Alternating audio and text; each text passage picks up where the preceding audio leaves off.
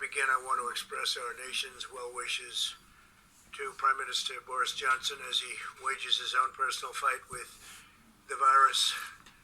All Americans are praying for him. He's a friend of mine. He's a great gentleman and a great leader. And he's, as you know, he was brought to the hospital today. But I'm hopeful and sure that he's going to be fine. He's a strong man, strong person. Directly to the hospitals and healthcare providers. Today, every patriotic American heart beats in solidarity with the incredible people of New York and New Jersey. They've really become a very hot zone, but some very good things are happening.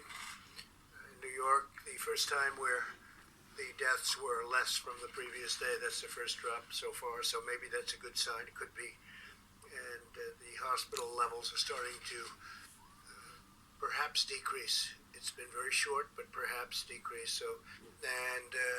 We hope we're seeing a leveling off in the hottest spots of them all. So we'll see. You'll be seeing that over the next few days. Let's see what happens. But we see light at the end of the tunnel. Things are happening. Things are happening. We're starting to see light at the end of the tunnel. And hopefully in the not too distant future, we'll be very proud of the job we all did. You can never be happy when so many people are dying, but we're going to be very proud of the job we did to keep the death down to an absolute minimum, the least it could have happened with this terrible, terrible virus. And I think we all know that we have to reach a certain point, and that point is going to be a horrific point in terms of death, but it's also a point at which things are going to start changing.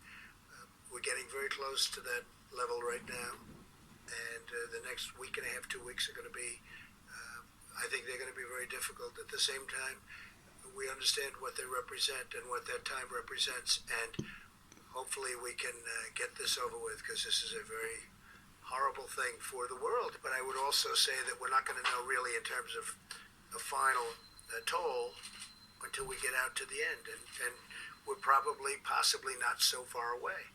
We're getting closer, but it's our goal to stay as far under that the minimum number as possible. Okay? Very hopeful that over the next week, although we'll see rising number of cases of people who lose their lives to this illness, we're also hopeful to see a stabilization of cases across these large metro areas where the outbreak began several weeks ago.